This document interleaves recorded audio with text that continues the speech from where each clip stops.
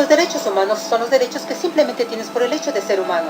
Es la forma en que instintivamente esperas que se te trate y el trato que mereces como persona, como el derecho a vivir en libertad, a expresar tus pensamientos y a ser tratado con igualdad. Hay muchos tipos de derechos. La mayoría es aplicable a ciertos grupos. Pero los derechos humanos son los únicos que corresponden absolutamente a todos, en todas partes. Significa niños, personas mayores, gente pobre, basquetbolistas, recolectores de basura, cantantes de rap, maestros, africanos, indios, albanos, cristianos, musulmanes, cabalistas, ateos, tu mamá, tu papá, el vecino y tú mismo.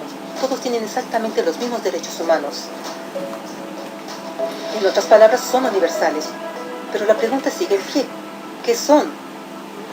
Name the human rights? What the human rights are? The right to live, equality between all peoples. Right to religion, the right to... Is there supposed to be a list somewhere I should be aware of? De acuerdo con las Naciones Unidas hay un total de 30 derechos humanos que generalmente se agrupan y sencillamente se llaman derechos humanos. Todos ellos se enumeran en la Declaración Universal de Derechos Humanos, que es el documento más ampliamente aceptado sobre el tema. Pero fue hace mucho tiempo cuando surgieron. Al principio no había derechos humanos. Si estabas con el grupo correcto, estabas seguro. Si no, bueno, no lo estabas. Pero entonces un personaje llamado Ciro el Grande decidió cambiar todo eso. Después de conquistar Babilonia, hizo algo completamente revolucionario. Anunció que todos los esclavos eran libres. También dijo que la gente tenía la libertad de escoger su religión sin importar de qué grupo formara parte. Documentaron sus palabras en una lápida de barro conocida como el cilindro de Ciro, y así nacieron los derechos humanos. La idea se extendió rápidamente a Grecia, la India y finalmente a Roma. Se dieron cuenta que las personas siguen naturalmente ciertas leyes, aun si no se les pedía. Llamaron a esto ley natural, pero siguió siendo pisoteada por los que tenían el poder. No fue sino hasta 1000 años después, en Inglaterra, donde finalmente lograron que el rey aceptara que nadie podía invalidar los derechos de las personas, ni siquiera el rey. Los derechos de las personas fueron finalmente reconocidos y ahora estaban protegidos de quienes estaban en el poder, hasta cierto punto. Aún se necesitó que un grupo de rebeldes británicos declararan su independencia antes de que el rey aceptara que todos los hombres fueron creados iguales.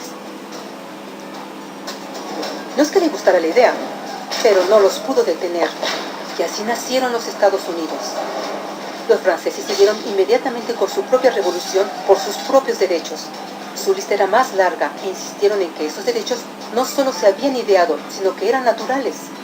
El concepto romano de ley natural se había convertido en derechos naturales. Desafortunadamente, no todos estaban entusiasmados. En Francia, un general llamado Napoleón decidió derrocar la nueva democracia francesa y se declaró emperador del mundo. Por poco y lo logra. Pero los países de Europa unieron sus fuerzas y lo vencieron. Y los derechos humanos estuvieron otra vez en boga. Se redactaron acuerdos internacionales garantizando ampliamente muchos derechos en toda Europa. Pero solo en Europa. De alguna forma, el resto del mundo todavía no tenía esos derechos. Por el contrario, esos países fueron invadidos, conquistados y construidos por los enormes imperios europeos. Pero entonces un joven abogado hindú decidió que era suficiente. Su nombre era Mahatma Gandhi. Y ante la violencia insistió que toda la gente en la tierra tenía derechos, no solo en Europa. Finalmente incluso europeos empezaron a estar de acuerdo. Pero no iba a ser fácil. 2 guerras mundiales surgieron. Hitler exterminó la mitad de la población judía de la tierra en horribles campos de concentración nazis. En resumen, 90 millones de personas murieron. Los derechos humanos nunca habían estado tan terriblemente cerca de la extinción, y el mundo nunca había estado tan desesperado por un cambio. Así los países se unieron y formaron las Naciones Unidas. Su propósito básico era reafirmar la fe en los derechos humanos fundamentales, en la dignidad y el valor de la persona humana. Pero, ¿qué son los derechos humanos? ¿Eran las proclamaciones de Ciro, las leyes naturales de Roma, las declaraciones de Francia? Todos parecen tener una idea un tanto diferente de lo que los derechos humanos deben ser. Pero bajo la supervisión de Eleanor Roosevelt, finalmente estuvieron de acuerdo en un grupo de derechos para todos absolutamente. La Declaración Universal de Derechos Humanos. El concepto francés de derechos naturales se había convertido finalmente en derechos humanos. Así en resumen, primero solo unas cuantas personas con suerte tenían algunos derechos, hasta que una de estas personas decidió, oye, otras personas también deberían tener algunos derechos, lo cual fue grandioso, excepto que no todos estuvieron de acuerdo, y solo costó unos cuantos miles de años de lucha, declaraciones y más lucha hasta que todos finalmente aceptaron que los derechos humanos deberían ser para todos, y vivieron felices por siempre. Excepto por un pequeño problema. Si la gente tiene el derecho a alimentación y cobijo, ¿por qué 16.000 niños están muriendo de hambre cada día? ¿Uno cada 5 segundos? Si la gente tiene libertad de expresión, ¿por qué miles están en prisión por expresar sus ideas? Si la gente tiene derecho a la educación, ¿por qué más de 1.000 millones de adultos son incapaces de leer? Si la esclavitud ha sido abolida realmente, ¿por qué 27 millones de personas viven hoy en esclavitud? ¿Más del doble que en 1800? El hecho es que cuando se firmó la Declaración Universal de Derechos Humanos, no tenía la fuerza de la ley. Era opcional. Y a pesar de muchísimos documentos, convenciones, tratados y leyes, no eran más que palabras en papel.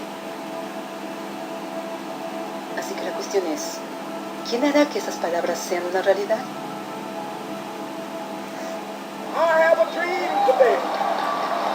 Cuando el Dr. King marchó a favor de la igualdad racial, él estaba marchando por los derechos que habían sido garantizados por las Naciones Unidas desde hacía casi 2 décadas. Pero de todas maneras, él marchó. Cuando Nelson Mandela defendió la justicia social en los años 90, su país había acordado ya abolir tal discriminación de casi 40 años. Pero de todas maneras él luchó. Esos que luchan hoy contra la tortura, pobreza y discriminación no son gigantes o superhéroes. Son gente común.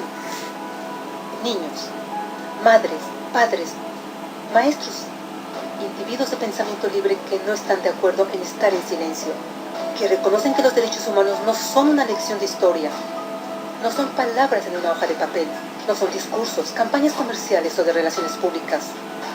Son las elecciones que hacemos cada día como seres humanos. Son la responsabilidad que todos nosotros compartimos, de respetarnos mutuamente, de ayudarnos unos a otros y de proteger a los necesitados. Como Eleanor Roosevelt dijo, después de todo, ¿dónde comienzan los derechos humanos universales? En pequeños lugares, cerca del hogar, tan cercanos y tan pequeños que no pueden ser vistos en ningún mapa del mundo. Sin embargo, son el mundo del individuo común, el vecindario donde vive, la escuela o universidad donde estudia, la empresa, la granja u oficina donde trabaja. Tales son los lugares donde cada hombre, mujer y niño busca igualdad de justicia, igualdad de oportunidades, igualdad de dignidad sin discriminación. A menos que estos derechos tengan un significado ahí, no tendrían significado en ninguna parte.